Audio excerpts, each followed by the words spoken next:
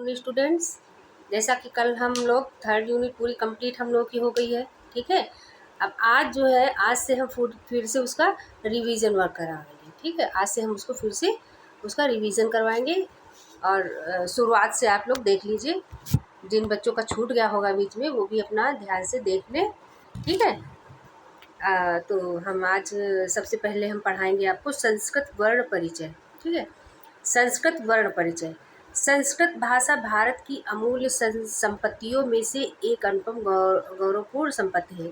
कहने का तात्पर्य है संस्कृत को क्या माना गया है, जननी, भाषाओं की जननी है संस्कृत, है ना। संस्कृत को भाषाओं की जननी माना गया है ना। सर्वप्रथम हम लोग जब सबसे पहले बोलना स्टार्ट किए हैं, या देववाड़ी, इसको देववाड़ी भी कहते हैं ना, देवताओं की वाणी है। तो सर्वप्रथम जब हम लोगों ने भाषा का उच्चारण करना शुरू किया है, तो समझ लीजिए सबसे पहले हम लोगों ने संस्कृत भाषा का ही ज्ञान हम लोगों को हुआ है, ठीक है।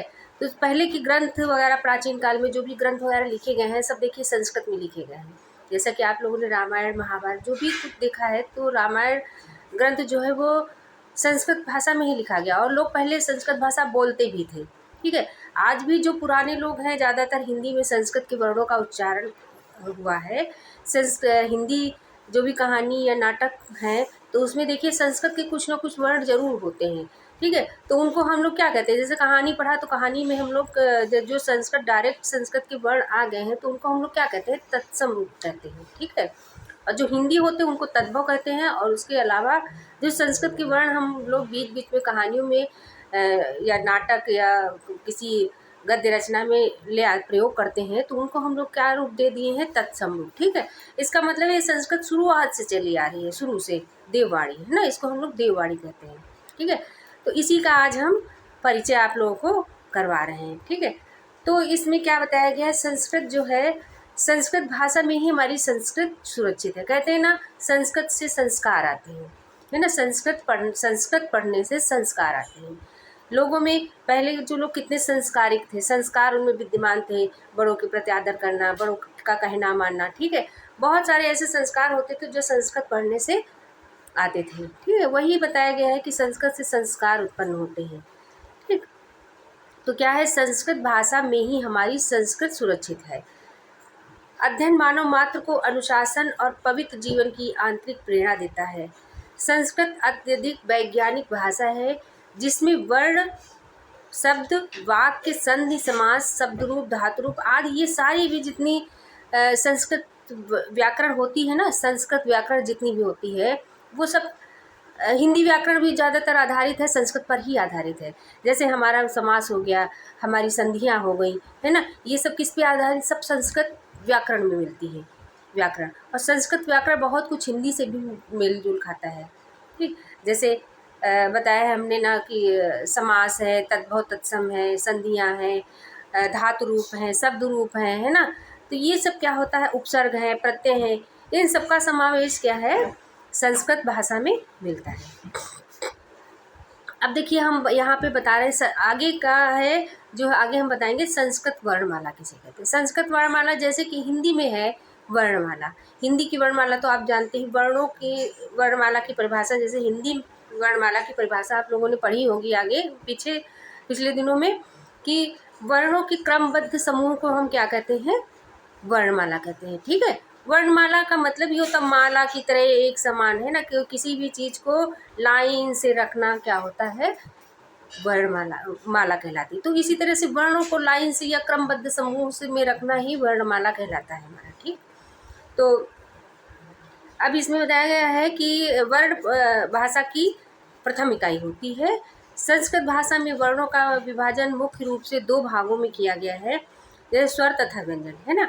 हम लोगों ने वर्णों का विभाजन कैसे किया है, कुछ वर्ण स्वर होते हैं, कुछ वर्ण व्यंजन होते हैं। तो स्वर व्यंजन को विभाजित किया गया है। स्वरों को क्या कहते हैं, मात्राएं, है ना। जो हमारे स्वर हैं उन्हीं को हम लोग मात्रा कहते हैं, ठीक है। जैसे आ, ई, उ, ये सब क्या होते हैं, ये इनको हम लोग मात्रा रूप में परिवर्तित करके मात्रा रूप में इनको जानते हैं हम लोग, ठीक है। वर्णों में लगा करके पूरा शब्द बनाते हैं। देखिए शब्द कैसे बनता है, मात्राओं और वर्णों को मिला करके शब्द बनता है, ठीक है। सार्थक वर्ण और स्वर को रखकर एक शब्द बनाया जाता है, ठीक।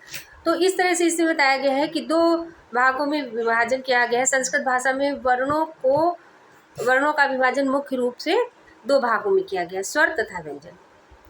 संस्कृत वर्णमाला बहुत कुछ हिंदी वर्णमाला के समान होती है, जैसा कि अभी हमने पहले बताया था आपको कि संस्कृत की वर्णमाला भी हिंदी की वर्णमाला के समान होती है। आपने हिंदी तो जरूर ही पढ़ी होगी, नहीं संस्कृत आपको, अभी कुछ बच्चे ऐसे हैं जो डीएलएड में ही सिर्फ संस्कृत पढ़ रहे हैं, है ना, और जो है हिंदी तो शुरू से पढ़ा है आप लोगों ने, ठीक है। तो आपको जैसे हिंदी में वर्णमाला बताई गई है, जिस तरह से स्वर व्यंजन का विभाजन बताया गया, वही सब कुछ है संस्कृत में। कोई फर्क, कोई मतलब इसमें डिफरेंस नहीं है, ठीक है, वर्णमाला में कोई डिफरेंस नहीं है। तो हाँ, आगे देखिए, संस्कृत की वर्णमाला में हिंदी वर्णमाला से 2 स्वर अधिक है। बस क्या है, स्वर, इसमें थोड़ा सा स्वर बढ़ गए हैं, 2 स्वर बढ़ गए हैं। तो हिंदी में हम लोग 11 स्वरों का वर्णन करते हैं, 11 स्वर जानते हैं, ठीक है। अभी आप लोगों से पूछ दिया जाए कि हिंदी स्वर कितने प्रकार के होते हैं, तो आप लोगों को पता है 11 स्वर होते हैं, ठीक है। लेकिन संस्कृत स्वर में जब आप गिनती करेंगे स्वरों की गिनती कितनी है, तो स्वर कितने प्रकार के माने गए हैं। संस्कृत में स्वर माने गए हैं 13, ठीक है। इसमें 2 स्वर और जुड़ गए हैं। तो ये स्वर कौन कौन से, री और री, ये दो स्वर और जोड़ करके क्या हो गया, पूरे 13 स्वर बताए माने गए हैं, 13 स्वर हैं, ठीक है, 13। अब है संस्कृत वर्णमाला महर्षि पाणिनि के 14 सूत्रों पर आधारित है। अब देखिए, महर्षि पाणिनि के 14 सूत्र, महर्षि पाणिनि के जो 14 सूत्र हैं, इसी के आधार पर संस्कृत की रचना हुई है। लोगों का कहना है, जैसे पतंजलि ने बताया, महर्षि पाणिनि ने है, सभी का यही कहना है कि महर्षि के जो 14 सूत्र होते हैं, इन्हीं 14 सूत्रों के अनुसार ही संस्कृत की व्याकरण तैयार की गई है, या संस्कृत में जो भी हम पढ़ते हैं वो उसकी रचना जो है सब महर्षि पाणिनि के सूत्रों के अनुसार हुई है, ठीक है। तो महर्षि सूत्रों पर आधारित, जिसमें वर्णों का क्रम हिंदी के क्रम से भिन्न है, ठीक है। ये भी जो है हिंदी के क्रम से थोड़ा सा भिन्न है। जैसे यहाँ पे जो भी भिन्नता है संस्कृत और हिंदी में की वर्णमाला में, जो भी थोड़ा सा भिन्नता जो पाई गई है, वो यहाँ पे बताई गई है कि महर्षि पाणिनि के 14 सूत्रों के अनुसार वर्णों का जो क्रम हिंदी के क्रम से थोड़ा सा भिन्न है, जो इस प्रकार से है। कैसे है, जैसे माहेश्वर सूत्र, 14 माहेश्वर सूत्र यहाँ पे बताए गए हैं, इनको आप लोग को याद करना होगा। ये जो 14 माहेश्वर सूत्र अगर आप याद कर लेंगे तो समझ लीजिए आपको संस्कृत का थोड़ा सा ज्ञान आपको हो गया है, ठीक है। इसके ज्ञान से ही, इसके अध्ययन से ही, इसी के अनुसार ही आपकी संस्कृत जो है आगे बढ़ती है, ठीक है, इन्हीं 14 माहेश्वर सूत्रों के हिसाब से।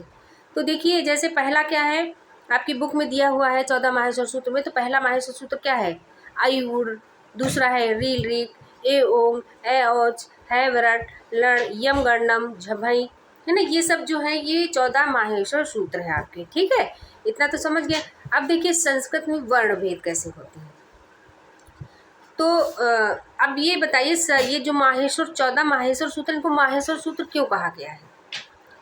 इनको माहेश्वर सूत्र थोड़ा सा आपको हम जानकारी दे देते, पहले भी हमने बताया था आपको पढ़ाते समय भी, कि ये जो 14 माहेश्वर सूत्र है, ये कैसे, इनका कैसे उद्भव और कैसे ये उच्चरित हुए थे।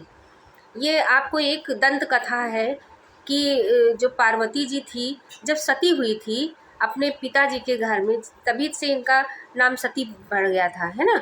तो जब ये सती हुई थी उसी समय, और अपने पिता के ही यज्ञ में नहीं इनको बुलाया गया था, तो ये अपने आप ही चली गई थी। सुना होगा आप लोगों ने ये कहानी। तो वहाँ पर जब सब इनका परिहास करने लगे, उन्हीं के अपने लोग, जब परिहास इनकी बहनें और सब लोग इनका परिहास करने लगे सती पार्वती जी का, तो पार्वती जी ने वहीं पे क्या किया था, जबकि शिव जी ने इनको रोका था कि आप बिना बुलाए मत जाइए, ठीक है। लेकिन ये फिर भी अपना मायका समझ के, अपने पिता के घर हम जा रहे हैं कह करके ये चली गई थी वहाँ, ठीक है। तो जब वहाँ गई, वहाँ जब अपना परिहास होते हुए देखा था, तो इन्होंने क्या किया था, अपने को सती कर लिया था। जब सती हो गई तब शिव जी को ये पता चला, क्योंकि ये उनकी पत्नी थी, तो शिव जी को बहुत ही गुस्सा, बहुत ही क्रोध आया था, और इन्होंने क्या किया था, ये तांडव करने लगे थे। शिव जी का तांडव प्रसिद्ध होगा, है ना, कि शिव जी के आजकल भी जो है कहेंगे शिव जी की तरह तांडव कर रहे हैं। शिव जी तो बहुत ही साधारण, बहुत ही भोले कहे जाते हैं, लेकिन जब इनके वो अंदर गुस्सा आती है तो ये फिर कुछ नहीं छोड़ते, है ना। तो उस समय इनको बहुत क्रोध आया था, और इन्होंने जब तांडव शुरुआत की थी तो डमरू बजाया था, तांडव क्या किया था, एक पैर पे खड़े होकर के इन्होंने डमरू बजाया था और बहुत ही क्रोध में आकर के इन्होंने जो डमरू बजाया था, तो उस डमरू से जो आवाज़ निकली थी, ठीक है, वही ये 14 माहेश्वर सूत्रों के अनुसार हिसाब से प्रचलित हो गई थी। ठीक है, ये हो गया माहेश्वर सूत्र किसे कहते हैं, इसको माहेश्वर सूत्र क्यों कहा गया है। तो उनकी डमरू से जो आवाज़ें निकली थी आई उड़ी लुड़ी, अब अगर आप प्रैक्टिकल करना चाहें तो डमरू को एक बार बजा के देखिए, ये सारी आवाज़ें जो भी है माहेश्वर सूत्र में जो भी दी हुई हैं 14 सूत्र, वो आवाज़ें ही निकलेंगी, एकदम तेज़ी से बजाइए। तो उसी से जो आवाज़ें निकली थी आई उड़ी लुड़ी, इन्हीं को महर्षि पाणिनि ने इन्हीं के अनुसार पूरी संस्कृत की रचना अपना किया है। ये तो हो गया आपका माहेश्वर सूत्र से संबंधित। माहेश्वर सूत्र आपको याद करना पड़ेगा, ये 14 माहेश्वर सूत्र कौन कौन से होते हैं, पहला, दूसरा, तीसरा, चौथा, पांचवा। ठीक, फिर है संस्कृत में वर्ण भेद। अब संस्कृत में वर्ण भेद, जैसा कि अभी मैंने पहले बताया है कि जैसे हिंदी में स्वर और व्यंजन 2 भागों में बांटा गया है, उसी प्रकार इसमें भी संस्कृत में भी वर्णों के 2 प्रकार होते हैं, स्वर और व्यंजन। पाणिनि ने माहेश्वर सूत्र में अच प्रत्याहार के अंतर्गत स्वरों तथा हल प्रत्याहार के अंतर्गत व्यंजनों का वर्णन किया है। देखिए पाणिनि ने इनको विभाजित कर दिया है, जैसे 2 वर्णों के 2 प्रकार बताएं, ठीक है, व्यंजन और स्वर। अब इसको क्या किया है इन्होंने, अच और हल में परिवर्तित कर दिया है। ठीक है, स्वरों को किस में बांटा है, अच प्रत्याहार। ठीक है, अभी जैसे हम लोग आगे संधियाँ पढ़ेंगे तो उसमें अच प्रत्याहार है, हल प्रत्याहार है, व्यंजन संधि में हल प्रत्याहार हम लोग बोलेंगे और स्वर में जो है वो अच प्रत्याहार बोलेंगे। ठीक है, तो जैसा कि इसमें दिया हुआ है कि पाणिनि ने माहेश्वर सूत्र में अच प्रत्याहार के अंतर्गत स्वरों तथा हल प्रत्याहार के अंतर्गत व्यंजनों का वर्णन किया है। संस्कृत में वर्ण भेद को निम्न चित्र के माध्यम से स्पष्ट, जो जैसा कि आपकी इसमें जो चार्ट बना हुआ है, इसके अनुसार भी आप लोग स्वर और वर्ण को आप देख सकते हैं अच्छे से। ठीक है, तो आपके चार्ट में जैसे बना है कि 11 स्वरों को दर्शाया गया है, 11 स्वर दर्शाए गए हैं। उसके बाद में फिर बना है व्यंजन, फिर स्वर के भी भेद किए गए हैं, स्वर के 2 भेद किए गए हैं, ह्रस्व और व्यंजन। ठीक है, ह्रस्व और व्यंजन 2 प्रकार के स्वर होते हैं। और उसके बाद में व्यंजन कितने प्रकार के होते हैं, व्यंजन को 3 प्रकार के बताया गया, व्यंजन 3 भागों में व्यंजन को बांटा गया है, जैसे स्पर्श व्यंजन, अंतस्था व्यंजन, ऊष्म व्यंजन। ठीक है, अब स्वर को आप समझ लिए ह्रस्व और दीर्घ क्यों कहा गया है। देखिए जिन स्वरों का उच्चारण हम मतलब धीरे आवाज़ में करते, धीमी आवाज़ में करते हैं, ठीक है, धीरे से जिन स्वरों का उच्चारण धीमी आवाज़ में करते हैं उसे हम लोग क्या कहते हैं, उसे हम कहते हैं ह्रस्व। ठीक है, और जिनका उच्चारण थोड़ा सा ऊंची आवाज़ में तेज़ से करते हैं, जैसे छोटे आ का उच्चारण जब हम करते हैं तो क्या है, हमारी आवाज़ धीमी हो जाती है, और जब हम तेज बड़े आ का उच्चारण करेंगे तो यहाँ पर हमारी आवाज़ थोड़ा सा तेज हो जाएगी। छोटी ई बोलेंगे तो ये क्या हो गया, ह्रस्व हो गया, ई आ ई उ, है ना, ये सब क्या है, ये है हमारे ह्रस्व स्वर। और दीर्घ स्वर क्या होगा, आ ई उ री, है ना, ए, इस तरह से जब हम उच्चारित करेंगे तो ये हमारे दीर्घ स्वर हो जाएंगे। ठीक है, तो जिनका उच्चारण हम धीमे आवाज़ में करते हैं उन्हें ह्रस्व स्वर कहते हैं, और जिनका उच्चारण हम तेज आवाज़ में करते हैं, तेज स्वर में करते हैं, उनको हम क्या कहते हैं, दीर्घ कहते हैं। ठीक है, ये हो गए आपके ह्रस्व और दीर्घ स्वरों के प्रकार हो गए। आप व्यंजन देख लीजिए, व्यंजन हमारे कुल यहाँ पे कितने बताए गए, 33 व्यंजन बताए गए हैं, है ना, 33 व्यंजनों का वर्णन यहाँ पे हुआ है। स्वर हमने 11 बताए थे, लेकिन संस्कृत में यहाँ पे 2 स्वर और बढ़ के 13 हो गए हैं, और व्यंजन यहाँ पे 33 बताए जा रहे हैं। ठीक है, 33 व्यंजन है, 33 व्यंजनों का वर्णन हम लोग यहाँ पे करेंगे। ठीक है, तो अब देखिए इसमें से व्यंजन को 3 भागों में बांटा गया है, जैसे स्पर्श व्यंजन, अंतस्था व्यंजन, ऊष्म व्यंजन। तो अब देखिए स्पर्श व्यंजन में क्या क्या कौन कौन से व्यंजन आते हैं। स्पर्श व्यंजन में है जैसे क्या क्या आता है, जैसे कवर्ग, आपने सुना होगा, कवर्ग, टवर्ग, चवर्ग, पवर्ग, है ना, तवर्ग। तो इस तरह से हमारे जो ये वर्ग होते, 5 वर्गों में विभाजित किया गया है, जो हमारे व्यंजन वर्णों को है 5 वर्गों में ये विभाजित है। जैसे कवर्ग, कवर्ग के अंतर्गत क्या आता है, क ख ग घ अंगा। ठीक, ये 5 आ गए। फिर है हमारे, ये सब स्पर्श व्यंजन में आते हैं। आप खुद बोल कर देखिए कि ये जो है जब हम उच्चारित करते हैं मुख से, जब हमारा उच्चारण होता है इन स्वरों का, तो ये इसमें क्या होता है, हमारी जो टंग है वो मुख के अवयवों को स्पर्श करते हुए इसका उच्चारण करती है। ठीक है, तो जैसे क ख ग घ हम लोग बोलते हैं तो क्या है, हमारी जिह्वा जो है वो किसे स्पर्श करती है। ठीक है, तो ये सब स्पर्श व्यंजन में आते हैं। कौन कौन से? कवर्ग, जैसे क ख ग घ अंगा, ठीक, फिर चवर्ग च छ ज झ इयां, फिर टवर्ग ट ठ ड ढ अड़ा, ठीक है, उसके बाद में त थ द ध न, ये सब स्पर्श व्यंजन होते हैं। उसके बाद प फ ब भ म, इतने जो है, इतने ये स्वर, ये व्यंजन जो है हमारे स्पर्श व्यंजन के रूप, स्पर्श व्यंजन के अंतर्गत आते हैं। ठीक, उसके बाद में हमारा अंतस्था व्यंजन। अंतस्था व्यंजन मतलब हमारी आवाज़ जब कंठ के अंदर से, मुख के अंदर वाले अवयव से निकलती है। ठीक है, तो उसे हम क्या कहते हैं?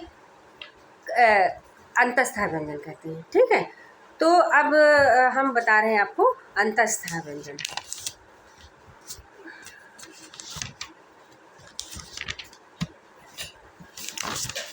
अंतस्था व्यंजन जैसे होते हैं जिन व्यंजनों का उच्चारण करते समय जीभ पूरी तरह से उच्चारण अवयवों को स्पर्श नहीं करती है। ठीक है, उन्हें अंतस्था व्यंजन कहते हैं। मतलब हमारी आवाज़, जो हमारी जिह्वा है, वो हमारे मुख के अवयवों को स्पर्श नहीं करती है, बल्कि क्या है, उसकी आवाज़ अंदर से निकलती है। ठीक है, कंठ के अंदर से। ठीक, उसका उच्चारण हम उन्हें हम क्या कहते हैं? अंतस्था व्यंजन कहते हैं। ठीक है, तो जैसे है स्वर नहीं करती, ये केवल 4 प्रकार के माने गए हैं। ये अंतस्था व्यंजन कितने प्रकार के होते हैं? 4 प्रकार के। ठीक है, तो ये जैसे होते हैं, अब हम इनका उच्चारण करके बता दे रहे हैं। जैसे य, र, ल, व।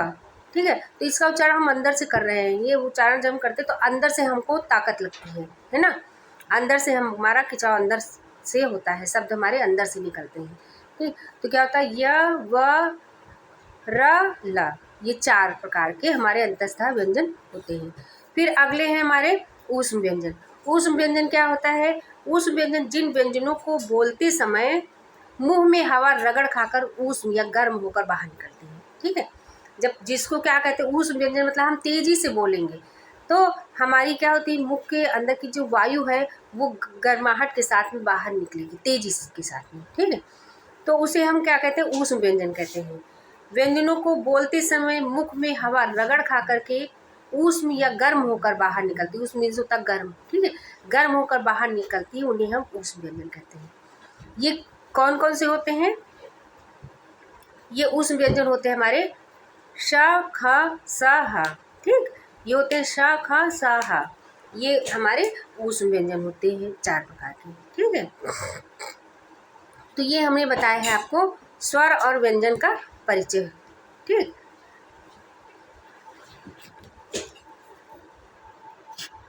हाँ, तो आपने पढ़ा ऊष्म व्यंजन बता दिया ना। तो देखिए हमने ये संस्कृत भाषा में जो व्यंजनों के भेद हैं वो हमने बता दिया। कौन कौन से भेद बताए हैं? स्पर्श व्यंजन, अंतस्था व्यंजन, ऊष्म व्यंजन। ठीक है, अब इसके अलावा भी हम कुछ थोड़ा सा बताने जा रहे हैं। जैसे है इसके अतिरिक्त जो अयोगवाह एवं संयुक्त व्यंजन होते हैं, कुछ संयुक्त व्यंजन वर्ण भी होते हैं। जैसे 2 वर्णों को मिला करके एक शब्द बना हुआ है। ठीक है, एक मतलब शब्द नहीं, एक वर्ण बना हुआ है। तो जैसे हम यहाँ पे देख लें, उन्हें क्या कहते हैं? अयोगवाह कहते हैं। जैसे अंग और आ, देखिए यहाँ पर इसके अतिरिक्त अयोगवाह एवं संयुक्त व्यंजन वर्ण भी हैं। मतलब देखिए, जब हमने 3 भेद व्यंजन वर्णों के कर दिए हैं, स्पर्श व्यंजन, अंतस्था व्यंजन और ऊष्म व्यंजन, इसके अलावा भी इसमें कुछ व्यंजन वर्ण हैं जिनको क्या कहते हैं? एक तो अयोगवाह है, दूसरा संयुक्त व्यंजन है। अयोगवाह में क्या होता है? इसमें जो है अंग और आह, हमारा जो अंग और आह है, जैसे हम लोग अंग बोलते हैं, ऐसे अंगूर बोला या कंगन बोला, कंघा बोला, है ना, तो इसमें क्या है? हम लोग अंग का प्रयोग करते हैं। तो ये अंग और आह का जब हम प्रयोग करते हैं तो ये क्या होते हैं? ये हमारे अयोगवाह शब्द हैं।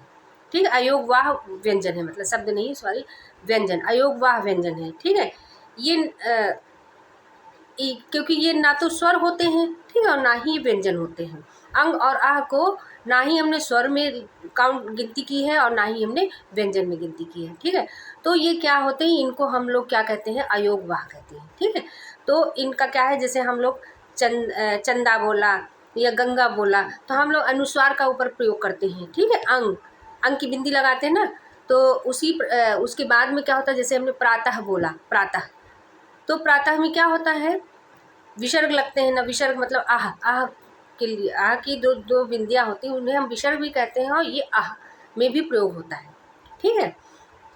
तो उस तरह से यहाँ पे विसर्ग जो है अंग और आह को हम अयोगवाह में कहते हैं। अच्छा, अब इसके बाद देखिए हम लोगों ने उसके बाद क्या कुछ व्यंजन हमने बताया कि संयुक्त व्यंजन होते हैं, जो दो वर्णों के मेल से बनते हैं ना। संयुक्त का मतलब ये होता है दो वर्णों के मेल से बने हुए वर्ण, ठीक है। तो यहाँ पे हमने जैसे कक्षा बोला, तो कक्षा में अब क्या होगा, सा और छा नहीं लिखेंगे, ठीक है। ये तो नहीं लिखेंगे कि का बनाया और शा बनाया और उसके बाद में का और शा बना दिया, ठीक है, कक्षा हो गया, ऐसा नहीं लिखेंगे ना। तो इसको क्या होता है, छा, छत्री वाला छा हम लोग लिखते हैं कक्षा, ठीक है। और छत्री लिखना है तो छत्री वाला सा लिख करके हम लोग बोलते हैं ना छा। तो यहाँ पे ये क्या है, ये संयुक्त व्यंजन है, संयुक्त व्यंजन वर्ण है। उसी तरह से हम क्या बोलते हैं, त्रिशूल, त्रिशूल बोलते हैं तो क्या होगा है, ता में छोटी की मात्रा और रा, ये और सा और ला न बोल करके हम लोग त्रि लिखते हैं, त्र का प्रयोग करते हैं। त्र किन दो वर्णों के मेल से बना है, जैसे ता और रा को मिल करके बना हुआ शब्द क्या है, त्र बनता है, ठीक है। तो उसी तरह से ये हमारा कौन सा हो गया है, ये हमारा संयुक्त व्यंजन हो गया है, त्र। फिर है ज्ञा से ज्ञानी, है ना, ज्ञान। अब जैसे ज्ञान लिखा तो ज्ञान किन दो सब वर्णों के मेल से बना है, जैसे जा और इया।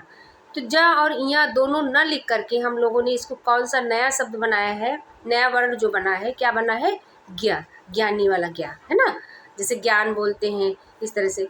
तो इस तरह से ये हो गया हमारा छात्र और ज्ञा, छत्रंज्ञा। जैसे क्या है, काका काका पूरा उससे पढ़ो, फिर क्या कहेंगे हम लोग, छत्रंज्ञा। लेकिन ये हमारे 33 वर्णों में नहीं शामिल, 33 व्यंजन जो है उसमें नहीं शामिल, ये अलग से है, ठीक है। अब अगला आता है श्रमिक वाला परिश्रम। जैसे हम परिश्रम बोलते हैं तो जब पा और रा में छोटी मात्रा, उसके बाद में श्र बोलते हैं, परिश्रम, ठीक है। तो इसमें जो श्र बनता है तो उस श्र को हम लोग जो है दो वर्णों के मेल से बनाते हैं। वो श्र कैसे बनता है, दो वर्णों के मेल से बना हुआ है। जैसे शा, शलगम वाला सा ले लिया और रा, इन दोनों के वर्णों के मेल से श्रा बना दिया, ठीक है, परिश्रम हो गया आपका। परिश्रम में जो श्रा होता है वो ऐसे बन जाएगा। फिर है हम लोग क्या बोलते हैं, विद्या, विद्यालय या विद्या बोलते हैं ना। तो इसमें जो द्या वर्ण है, तो ये द्या वर्ण दो वर्णों के मेल से बना हुआ है, एक तो दा और दूसरे या। तो हम लोग क्या करते हैं, इसको दा और या मिला करके न लिख करके हम लोग द्या, सीधे सीधे द्या बना देते हैं, ठीक है। तो ये हो गया आपका संयुक्त व्यंजन। फिर है द्वा लिखते हैं ना, जैसे हरिद्वार या द्वार। तो दा में वा नीचे हम लोग लिख के तब बनाते हैं, नहीं तो आधा वा भी हम लोग बना सकते हैं। दा बना दे, वा बना दे और वा में हलंत लगा देते हैं। वा में हलंत लगा देंगे तो हमारा आधा वा वैसे भी बन जाएगा, ठीक है। किसी भी व्यंजन वर्ण को अगर आधा करके लिखना है तो हम लोग क्या करते हैं, नीचे हलंत लगा देते हैं, तो वो हो जाता है हमारा आधा वर्ण, उसका स्वर निकल जाता है। हलंत लगाने से स्वर निकल गया और समझ लीजिए वो क्या हो गया, आधा हो गया, ठीक है। तो इस तरह से कुछ लोग हैं वो पूरा शब्द ना बना करके उसको क्या है, हलंत लगाने का नहीं माने, तो वो उसी में जैसे दा में हमने वा नीचे लगा दिया तो उसका मतलब वह आधा वा हो गया। और इसको ऐसे भी लिखा जा सकता है, दा लिख दिया, दा में हलंत लगा दिया, फिर वा बना दिया, वा में हलंत लगा दिया, आ की मात्रा और द्वार हो गया, ठीक है। तो ये हमारा हो गया संयुक्त व्यंजन। संयुक्त व्यंजन कितने, देखिए दो अभी अयोगवाह व्यंजन हमने बताया है। अयोगवाह वर्ण होते हैं जिन्हें ना तो स्वर कहते हैं ना व्यंजन कहते हैं। तो वो अयोगवाह कौन कौन से थे, अंग और आह। उसके बाद में हमने बताया है आपको व्यंजन क्या है, संयुक्त व्यंजन। संयुक्त व्यंजन जो हमने बताया है, संयुक्त व्यंजन में हमने संयुक्त व्यंजन में हमने 6 प्रकार के वर्ण बताए हैं, ठीक है। ये 6 वर्ण जो होते हैं हमारे व्यंजन वर्ण ही होते हैं, लेकिन इनको संयुक्त करके लिखा गया है। उन्हीं 33 व्यंजनों से ले करके दो वर्ण ले करके हमने जोड़ के इनको संयुक्त रूप में परिवर्तित कर दिया है, ठीक है। इसलिए इनको हम क्या कहते हैं, संयुक्त व्यंजन कहते हैं, ठीक है। तो ये कौन कौन से थे, जैसे का और श को का और वो षटकोण वाला सा मिला करके क्या बनता है, छा बनता है। ठीक, छतरी वाला छा बना या कच्छा वाला छा बना। फिर ता और रा को मिला करके हमने क्या बनाया, त्रिशूल, त्रिशूल वाला त्रा बना दिया, त्रिनेत्र। ठीक है, उसके बाद में ज्ञ, ज्ञ को, ज्ञ में कौन कौन से स्वर, कौन कौन से व्यंजन वर्ण हैं, जा और इया, इन दोनों को हमने मिलाकर क्या बना दिया, ज्ञ बना दिया। फिर है सा और रा, सा और रा को मिला करके हमने क्या बनाया, श्र, जैसे परिश्रम में श्र लिखते हैं हम लोग। ठीक है, उसके बाद में द और या को मिला करके हमने क्या बनाया, द्या बना दिया, जैसे विद्या लिखते हैं, विद्यालय लिखते हैं। ठीक है, इस तरह से हमने इनको संयुक्त व्यंजन बना दिया। फिर है द्वा, द्वा, द्वा में मतलब द और वा मिला करके क्या बनता है, द्वार, द्वार बन गया हमारा। ठीक है, ये हो गया आज हमारा स्वर और व्यंजन का परिचय। एक बार हम फिर से आपको रिपीट कर दे रहे हैं। देखिए, स्वर को एक बार हम फिर से समझा दे रहे हैं, क्योंकि स्वर के हमने अभी आपको दो भेद बताए थे, कौन कौन सा, ह्रस्व और दीर्घ। लेकिन यहाँ पे कुछ काल के हिसाब से भी स्वर के भेद बताए गए हैं, और इसमें जैसे स्वर के भेद दो प्रकार से बताए गए। एक तो बताया गया है स्वर के 3 भेद होते हैं, एक बताया गया है उदात्त, अनुदात्त और स्वरित। तो अब इसके अनुसार भी आप लोग स्वर के भेद देख लीजिए, उदात्त, अनुदात्त और स्वरित के हिसाब से। तो जैसे उदात्त है, तो जिन वर्णों का उच्चारण नियत स्थान की ऊर्ध्व भाग से होता है वे उदात्त कहलाते हैं। ऊर्ध्व भाग, जैसे हमारा मुख, मुख से सारे वर्ण जो है हमारे स्वर और व्यंजन वर्ण जितने भी हैं वो मुख से उच्चरित होते हैं। ठीक है, तो क्या होता है, ऊपर भाग, ऊर्ध्व भाग मतलब ऊपर के भाग से, ऊपर के भाग से जो हमारे उदात्त स्वर उच्चरित होते हैं उन्हें हम लोग क्या कहते हैं, उदात्त। ठीक है, उन्हें हम उदात्त स्वर कहते हैं। फिर है नीचैर अनुदात्त, अनुदात्त स्वर का मतलब ये परिभाषा जैसे दी, वो सूत्र जैसे दिया हुआ है, उदात्त, अनुदात्त और स्वरित, ये तीनों हैं। तो इसमें देखिए उच्चरय उदात्त, जैसे ये बताएगा तो ये है सूत्र इसका, उच्चरय उदात्त, उच्चरय है उदात्त, ये हो गया। अब अनुदात्त है, तो अनुदात्त है जैसे जिन वर्णों का उच्चारण नियत स्थान के अधोभाग से होता है उन्हें हम क्या कहते हैं, अनुदात्त स्वर कहते हैं। ठीक, फिर है अगला क्या है, तीसरा स्वरित। स्वरित मीन्स होता है जिन वर्णों का उच्चारण नियत स्थान के मध्य भाग से होता है वो क्या होते हैं, स्वरित, उनको हम क्या कहते हैं, स्वरित कहते हैं। मतलब ना तो वो उदात्त होते हैं, मुख के उच्चारण जो है ऊर्ध्व भाग से ना तो हुआ है और ना तो निम्न भाग से हुआ है, उसका उच्चारण क्या कहाँ से हुआ है, मध्य भाग से।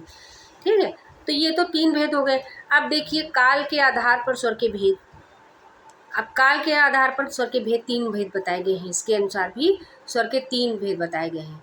और ये है, सबसे पहले हमने आपको बताया था कि स्वर के 2 भेद बताए हैं कि ह्रस्व और दीर्घ है। फिर हमने बताया है कि उदात्त, अनुदात्त और स्वरित।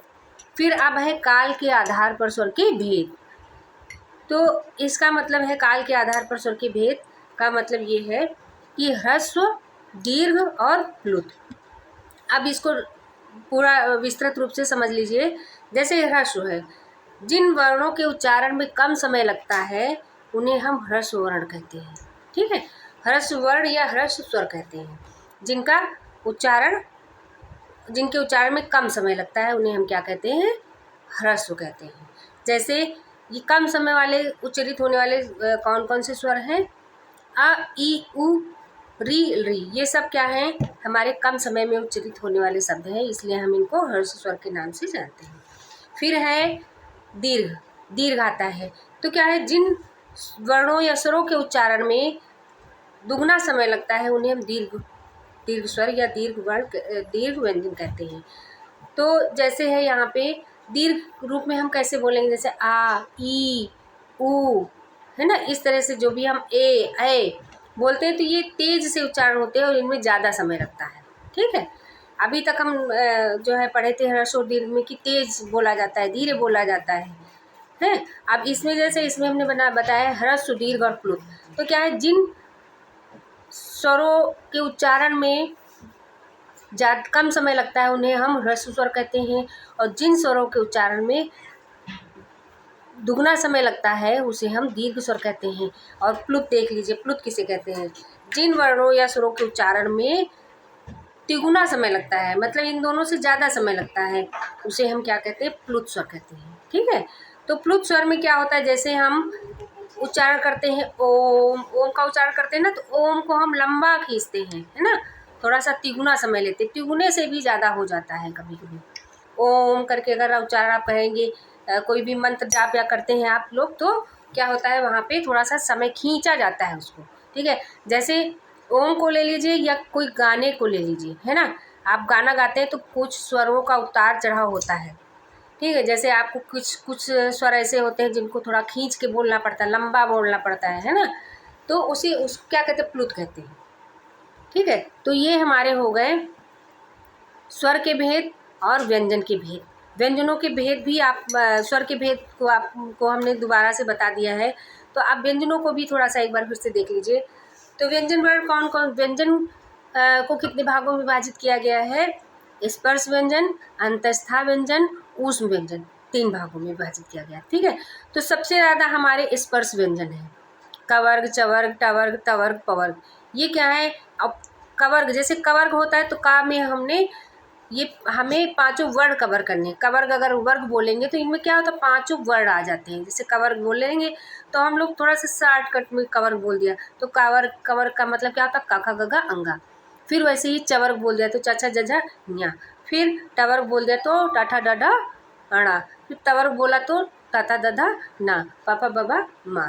ठीक है, तो ये तो हो गया आपका आज का कंप्लीट हो गया। ठीक है, स्वर व्यंजन को हमने बताया है। आज का वर्णमाला परिचय आपको बता दिया कि संस्कृत वर्णमाला का परिचय आपको बता दिया है। माहेश्वर सूत्र बता दिया है कि माहेश्वर सूत्र कहाँ से, इसको माहेश्वर सूत्र क्यों कहते हैं। इसमें 14 सूत्र होते हैं माहेश्वर सूत्र में। महर्षि पाणिनि के हैं, महर्षि पाणिनि द्वारा रचा लिखे गए हैं ये माहेश्वर सूत्र, जो है महर्षि पाणिनि ने इसकी रचना की थी। ठीक है, तो ये हो गया। फिर हमने आप लोगों को बताया है कि वर्णों के भेद, है ना, भेद बताए हैं। स्वर और व्यंजन 2 वर्णों में विभाजित किया गया है। जो वर्णमाला है हमारी, तो वो 2 भागों में विभाजित की गई है, स्वर और व्यंजन में। व्यंजन स्वर कितने होते हैं? 11 माने गए हैं, लेकिन हमारी संस्कृत वर्णमाला में स्वर 13 होते हैं। री और री भी उसमें शामिल हो गए हैं। और उसी तरह से व्यंजन वर्ण हमारे कितने होते हैं? 33 व्यंजन वर्ण होते हैं। ठीक है, लेकिन उसमें क्या होता है, उसमें कुछ अयोगवाह व्यंजन भी हो जाते हैं। अयोगवाह शामिल है और संयुक्त व्यंजन शामिल, तो इन सबको मिक्स करके आपकी ये वर्णमाला तैयार हो गई। आज का आपका ये पूरा हो गया, स्वर परिचय और व्यंजन परिचय और माहेश्वर सूत्र का, और आपकी जितना भी है इस लेसन में हमने आपको बता दिया। ठीक है, आज की क्लास हम यहीं पे समाप्त करते हैं। कल हम आप लोगों को आगे का बताएंगे।